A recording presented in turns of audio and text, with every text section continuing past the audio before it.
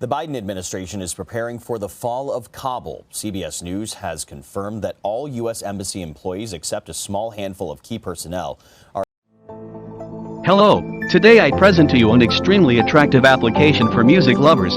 It's completely free. You can listen to music online or download unlimited music to use whenever you don't have internet. The powerful search function helps you find anything you want. Trust me. It's hard not to find what you're looking for because the search function is really powerful. Application download link is attached in the description of the video. I'm pretty sure you'll like it. Thanks. Are expected to be evacuated in the next 72 hours. The remaining employees will include diplomatic security, top decision makers, including the ambassador, and several security engineers responsible for destroying hard drives and other embassy electronics. It's part of the Biden administration's plans to remove all American diplomatic presence from Afghanistan.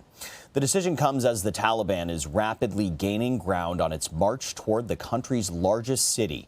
The rest of the embassy staff, along with local employees and families, are set to be taken to Karzai International Airport, where a makeshift embassy will continue processing visas ahead of the evacuation. In the meantime, there is news that the Taliban has claimed another major city, Mazar-e-Sharif. Afghanistan's President Ashraf Ghani is clinging to power despite growing calls for his resignation. He says he is working with local leaders and international partners to prevent further instability, violence, and displacement of the Afghan people. U.S. Marines and soldiers are starting to arrive in Kabul. Roughly 3,000 troops are being deployed to the capital in an effort to secure and remove American diplomats and key personnel from the region. The Taliban seized control of Afghanistan's second and third largest cities, Kandahar and Herat, earlier this week.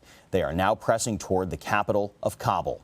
The militant group's reign covers roughly 2/3 of the country. U.S. defense officials fear it could be just a matter of days before Kabul is taken. CBS News foreign correspondent Roxana Saberi is on the ground in the capital with more.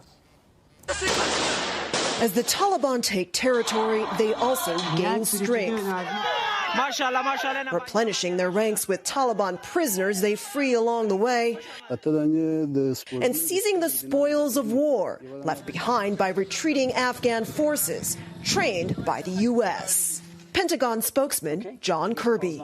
We are always worried about U.S. equipment that could fall into an adversary's hands. Those adversaries now control more than 2/3 of the country. Yesterday, they captured the capital of Helmand province,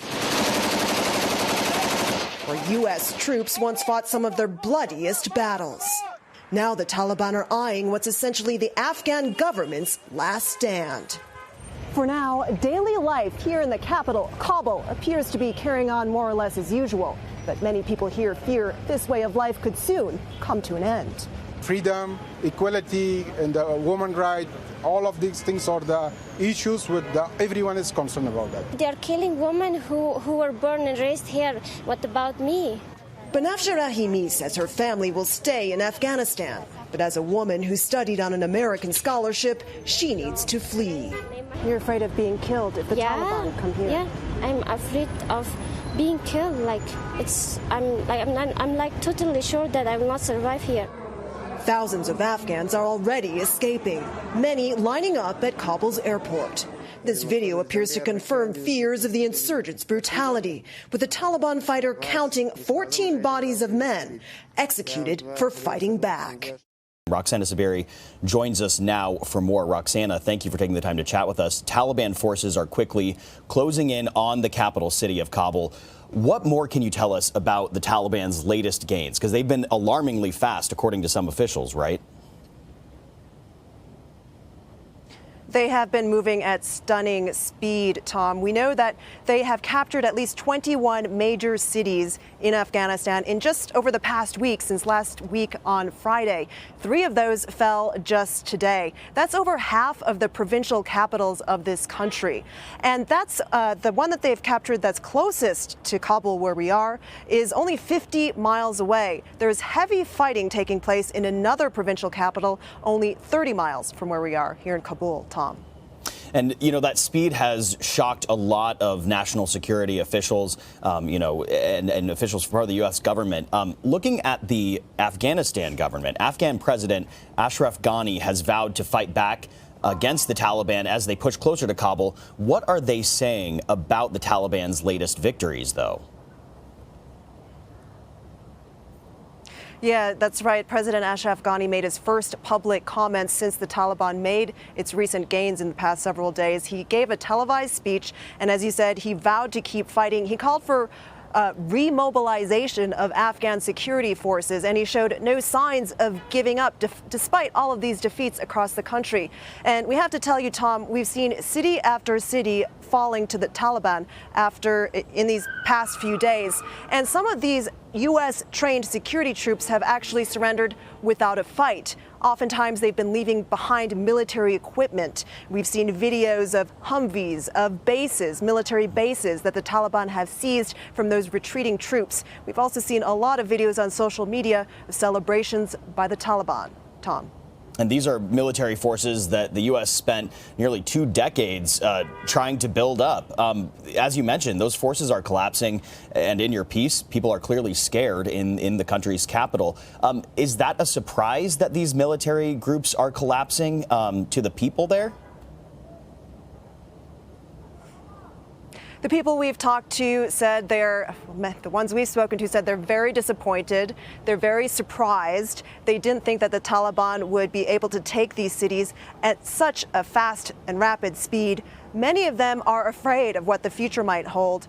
Those who can leave, some of them have been leaving, many of them through the Kabul airport, if they can catch a flight. Others want to leave but don't know how. And still others tell us they just feel resigned to the return of Taliban rule here in Kabul. But they are concerned, especially about losing those rights that they've gained in the past 20 years since the Taliban had been overthrown by the U.S. invading forces. They don't want to lose their democracy, their human rights, the women's rights that they've gained. Especially women tell us that they're concerned about not being able to study anymore, to work anymore.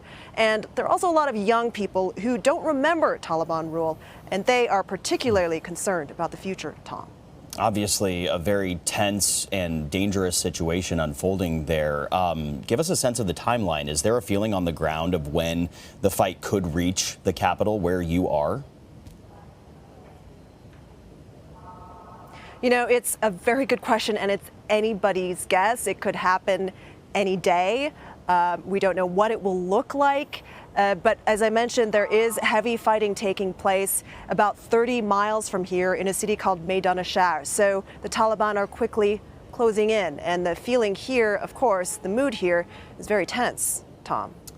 You know, there's a growing humanitarian crisis on the ground in Afghanistan. The UN estimates some 400,000 Afghanis have been displaced this year alone. Where are these people fleeing to? And what more can you tell us about the impact these battles are having on the people of Afghanistan? Well, first of all, many of the borders have been closed after these Taliban takeovers. Some people were fleeing through the border with Iran on the west. Some people had tried to flee through the borders in the north, but those are essentially closed. The one with Pakistan on the east, some people are still trying to get through, and through the airport here in Kabul, as I mentioned. But of course, those numbers are limited. So a lot of people have lost their homes, their belongings, their loved ones who have been killed in the fighting. Some, have tried to flee overseas abroad, and others have come to Kabul, but they're homeless. They have nowhere to go. We went to a park today, as well as a mosque, where people are essentially sleeping outside on the cement, maybe on a thin blanket. We met so many people who lost their brothers, their sisters, their parents, and it was just devastating. A lot of the people had come from the north. They'd fled from the north because the Taliban had attacked those cities. They don't know if they can ever go back. They don't know what their futures hold. And they don't know if the Taliban come here to Kabul, where they can go next. Tom. A lot of people only knowing war, a life of war. Roxana Saberi, stay safe on the ground there for us. Thank you for taking the time to chat.